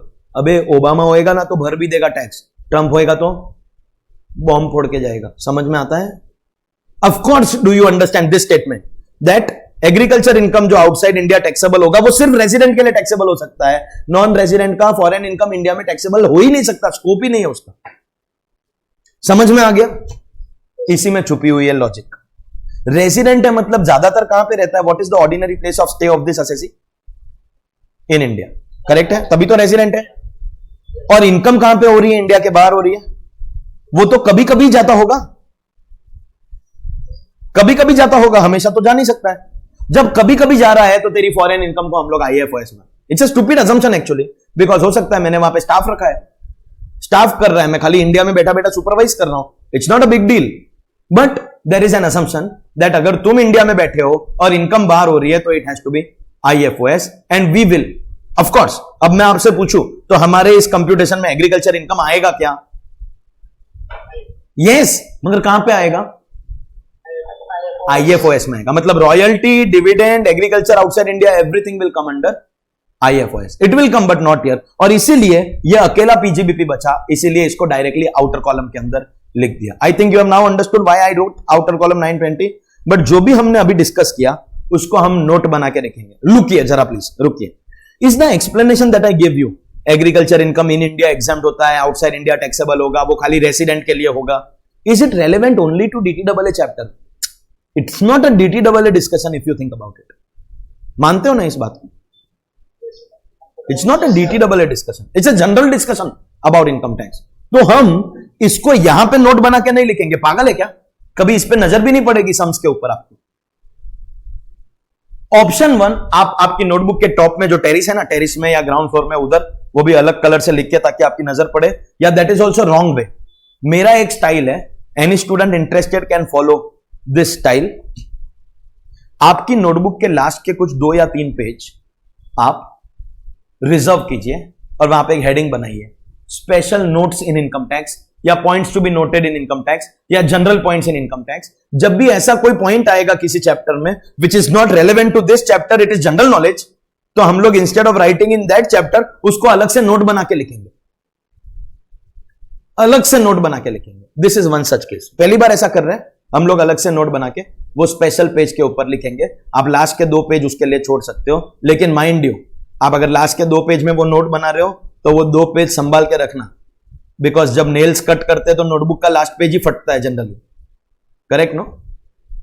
We all do that. नखून काटने के लिए नोटबुक का लास्ट पेज फाड़ते हैं ना, तो गलती से वो मत फाड़ देना। If you write it in the last few pages, make sure that you preserve these notes so that they are useful for you at a later date. Special page on notes of income tax. पहला note हम लोग वहां पे लिख रहे हैं about what we discussed here. Are you ready to write it? Yes. Short में लिखेंगे। Agriculture income exempt only if earned in India. Agriculture income exempt only if earned in India. Full stop. Outside India taxable only for resident. Outside India taxable only for resident.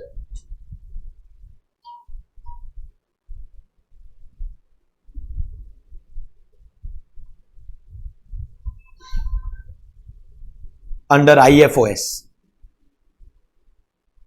Under IFOS. I'll repeat the full point. It's one point only. एक point में 2 sentence लिखा है। Agriculture income exempt only if earned in India. Full stop.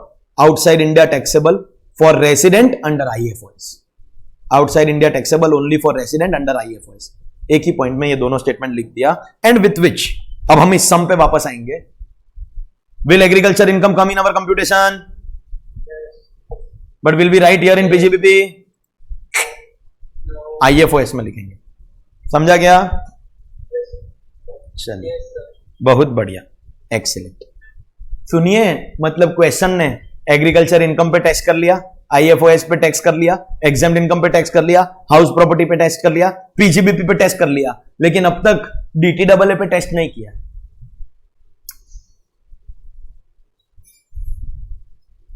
Welcome to direct tax. आगे बढ़ेंगे। After PGBP capital gain, I think नहीं है ना, है ही नहीं। We've read the question once, that much you should be able to answer, and thus we are left with IFOS. अब कभी भी किसी भी सम में जब आप IFOS करते हो ना, it's also another instruction that I'm giving you. ऐसा नहीं है कि आप खाली 1-2 इनकम ढूंढ के उसको लिख दो। You should go to the top of the question, read every income. It is very much possible कि इतना करने के टाइम पे हो सकता है कोई इनकम हमारी गलती से छूट गई हो। This will serve as an internal check, start to end, whichever income is considered is gone and not considered is a part of IFOS। अगर कुछ छूट भी गया है तो ऑफकोर्स नहीं छूटा है, because I have solved this some 10,000 times, I know कि नहीं छूटा है, but as a student you should check everything, ताकि कुछ छूट गया तो इंटरनल चेक हो जाएगा। तो एक एक करके टॉप पे जाएंगे। First income from business in India, we have considered. Second income उसी इंडियन इनकम के अंदर, I think we have got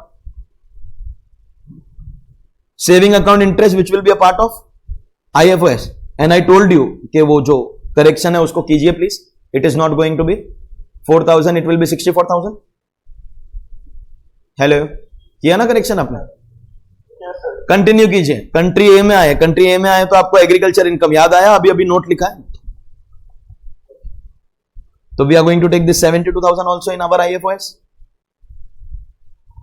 फिर क्या कंट्री ए में एक और इनकम है ना? अच्छा, कंट्री ए है ना तो रेट भी लिखने का, फॉरेन है तो रेट भी लिखने। DTAA के सम में ना हमेशा फॉरेन इनकम को रेट के साथ में लिखने का। I think we have royalty also from the same country. वैसे तो रॉयल्टी इनकम 8 लाख रुपीज है, लेकिन क्या हम लोग 8 लाख रुपीज को हमारे इनकम में लेंगे? No, whenever there is any expense incurred for the purpose of earning income. क्या बोला मित्रों? Whenever there is any expense incurred for the purpose of earning income, that is going to be allowed as a deduction and only the net amount is going to be taxable.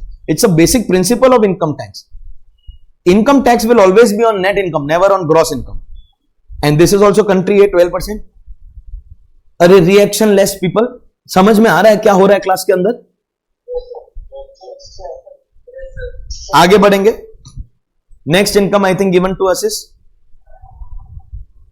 Dividend income from country B, 23% rate of tax, 225. एक जमाने में dividend income exempt होता था. जब company DDT पे करती थी तो शेयर होल्डर को टैक्स नहीं भरना पड़ता था.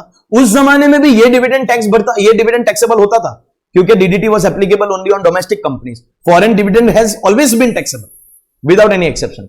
Anyways, now it is going to be taxable, and I think after this only that rental income is given, which we have already considered. Correct है कि नहीं? तो ये है हमारा total of IFOS. Total of IFOS is coming to rupees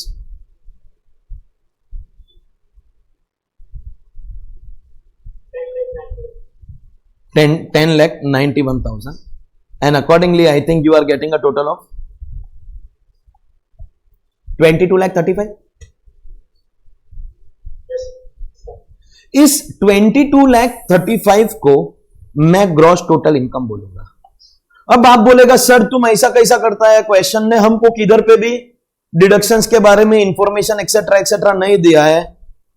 गधेडास. I do agree के question has not given information, but while doing our example number 2 of unilateral relief, just when we were finishing our chapter, did I tell you that अगर royalty income होती है तो उसमें 80 QQB का deduction मिलता है? तो you already, we have discussed it. Of course we are going to learn the section when we do deductions chapter, but we have discussed about that. So now you should be knowing about it. Now you cannot be ignorant about it. We have got deduction 80 QQB. अब सुनिए, royalty income है कितना? 730. तो हमको पूरा 3 लाख मिलेगा. अगर ये सिर्फ 73,000 होता तो हमको खाली 73 मिलता, बिकॉज याद रहे कि ये डिडक्शन खाली इसके सामने ले सकते हो, दूसरे के सामने नहीं. This is an income specific deduction. Correct और नो? तो रॉयल्टी का deduction will be taken against 7,30,000. How much is the deduction of royalty income? 3 lakh rupees. Did you understand this? Maximum 3 lakh है, but 730 is more than 3 lakh, so we get full amount. If it was less than 3 lakh then we will get of course up to, restricted up to the income amount. Have you understood this? चलिए, बहुत बढ़िया. तो 3 लाख का deduction देके what do you get as your NTTI? 19 lakh. गधा, पोपट, stupid, nonsense, disaster. This will also come in the inner column. नहीं, हो गया. तुमने 1935 बोल दिया, अब हो गया. 80 QQB आपको नहीं पता तो आपको बेनिफिट ऑफ डाउट मैंने दिया. मैंने आपको क्या बोला? It's okay if you don't no 80 QQB, because I will be teaching. But जब भी हमको सेविंग अकाउंट का इंटरेस्ट मिलता है और उसके लिए जो डिडक्शंस प्रिस्क्राइब्ड किया है, अगर आपको वो नहीं पता है, you won't get the benefit of doubt, because you are a CA article and you have a saving account, and in that saving account you are earning interest. मैं तो क्या बोलता हूं, सपोजिंगली आप डमी हो, सपोजिंगली आप dummy हो. देखो आपकी स्माइल मेरे को बता रही, तो भी डमी में भी चेक लेके कैश वापस देना पड़ता है, तो बैंक अकाउंट में बैलेंस आता है, तो बैलेंस में इंटरेस्ट आता है ना. अगर आपका सेविंग अकाउंट है, आप ये नहीं बोल सकते सर मेरा तो ऑडिट का काम है, टैक्स का काम नहीं है. तेरा खुद का तो सेविंग अकाउंट का इंटरेस्ट आता है, भले 5 रुपया आता होगा क्योंकि तेरा स्टाइपेंड ही कितना है. Then you cannot not know the deduction for saving account interest. If you don't know the deduction of royalty, it is understandable, though I told you about that also during the chapter of DTAA. But if you don't know the deduction of saving account, तो trouble है बच्चों, वो नहीं चलेगा.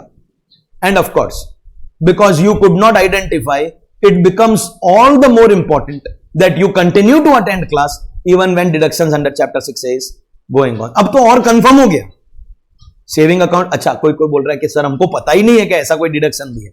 ऐसे भी बच्चे होंगे, तो अब फिर मेरे को ऐसा ही बोलना पड़ेगा. एक डिडक्शन है जो सेविंग अकाउंट पे मिलता है. बोलो सेक्शन नंबर, जिसको जिसको मालूम है अभी. 80TT ए. ये जो भी गधेड़ा यहां पे 80TT ए बोला ना, वो भी मरा, वो बुरी तरह से मरा. बिकॉज मिस्टर विकास को अगर आप ऑब्जर्व करोगे ना, तो विकास जी हो गए कितने के? सीनियर सिटीजन के लिए 80TT ए नहीं, 80TT बी अप्लाई करता है. Senior citizen. Sir what is the difference? If you are resident senior citizen you will come in TTB, and if you are other people, मतलब सुनिए सुनिए सुनिए, अगर विकास नॉन रेसिडेंट होता ना तो वो भी टीटीए में जाता. Only resident 60 years will come in TTB. तो डिफरेंस क्या है? टीटीए का मैक्सिमम लिमिट 10,000 है, टीटीबी का मैक्सिमम लिमिट 50,000. तो अगर ये क्वेश्चन में इंटरेस्ट कितना है? 64.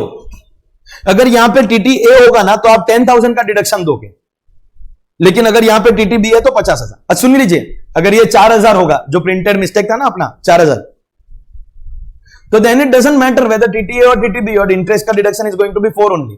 इट इज एक्चुअल और 10,000 whichever is lower for TTA, and actual or 50,000 whichever is lower for TTB. When do you get higher limit of 50 instead of 10 in TTB? If it is resident 60 years. मतलब non resident किस में जाएगा? TT. मतलब देखिए TTA TTB को अगर compare करें, TTA TTB, TTA का मैक्सिमम 10,000, टीटीबी का मैक्सिमम 50,000.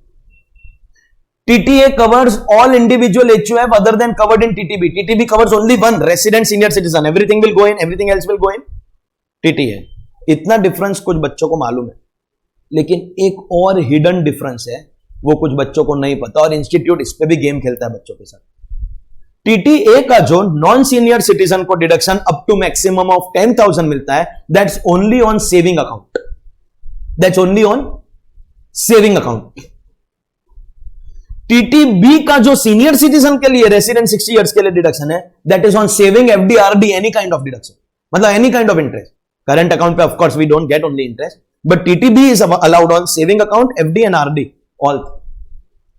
मतलब आपको सिर्फ ये सब नहीं सॉल्व करना है, आपको क्या समझना है? क्वेश्चन नंबर 1 रोहित का जो क्वेश्चन था, वो रोहित के सम में एफडी इंटरेस्ट दिया. सुनना मेरी बात, क्योंकि रोहित सीनियर सिटीजन नहीं था तो हमने वहां पे कोई डिडक्शन नहीं दिया. मेरी बात ध्यान से सुनो, अगर रोहित सीनियर सिटीजन होता तो उस सम में भी टीटीबी आता 50,000 रुपए का. अगर वो एफडी की जगह सेविंग होता तो सीनियर होने की भी जरूरत नहीं, 10,000 का टीटीए का डिडक्शन मिलता. But because it was non senior citizen, FD interest is not eligible for any deduction. You need to know all this, not just the answer to the sum that we are solving, but the thought process. You should be able to answer anything and everything. समझ में आता है क्या क्या बोल रहा है? In this sum our answer is going to be, मतलब इस सम को अगर मैं एमसीक्यू में बनाऊं तो आपको पता है मैं 4 ऑप्शन क्या दूंगा इंटरेस्ट डिडक्शन के लिए. 0, जो बच्चे को नॉलेज ही नहीं है, जिसने 1935 बोला वो 0 चूज करेगा, मरा. जिसको नॉलेज है और उसने पूरा 64 दे दिया वो मरा.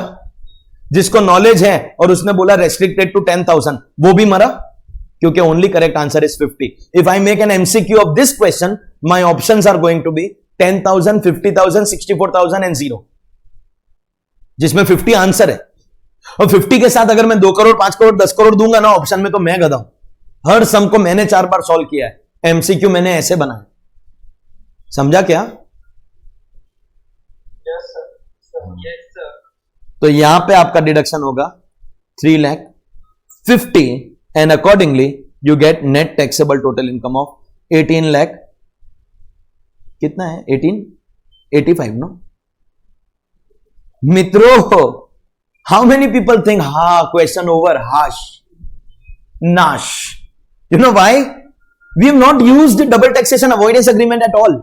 हमने डिडक्शंस पे डिस्कस कर लिया, exempt income, agriculture income, IFOS, PGBP, house property, but वो नहीं. बट एक बात बताओ, क्या इसके आगे डीटीडब्ल्यू के जितने भी यूनिलैटरल के सम्स किए सब वैसा ही स्टेप्स है. मतलब सुनिए, ये एनटीटीआई है, न्यू रेजिम के हिसाब से आप समझते हो 20 to 35 होगा, बिकॉज ऑब्जर्व कर लीजिए, there is no other deduction which you have taken, जो नए वाले में नहीं मिलता है. हाउस प्रॉपर्टी में जो लिया भी है वो एलओपी में मिलता है, एसओपी में इंटरेस्ट का डिडक्शन डिनाई होता है. तो न्यू के हिसाब से इनकम कितना होगा? सुनना मेरी बात 1 मिनट के लिए. न्यू के हिसाब से इनकम विल बी 20 to 35. मतलब ओल्ड का टैक्स 1885 पे, न्यू का टैक्स 20 to 35 के ऊपर होगा. We will find out average rate of both. Foreign का रेट हमको दोनों दिया हुआ है, ए लिमिटेड का 12%, बी लिमिटेड का 23. अब हमको दोनों रेजिम वाइज, ओल्ड में इंडियन या foreign whichever is lower country wise, A and B, new में Indian and foreign whichever is lower country wise, ये फाइनली कंपैरिजन करके हमको रिलीफ मिलेगा. This much part I will continue in tomorrow's class, but I suggest and I request, अगर possible हो, मैं जितनी भी रिक्वेस्ट करता हूं आप लोग सुनते नहीं हो तो ज्यादा लंबा नहीं खींचूंगा. If possible please try to complete on your own without looking at the answer. Don't look at the answer even after solving it. We will solve it together in class. This is not homework. If you are interested in doing well, you please do it and come. I will conclude the class now. Those who want screenshots and doubts can wait back. Rest can leave, please.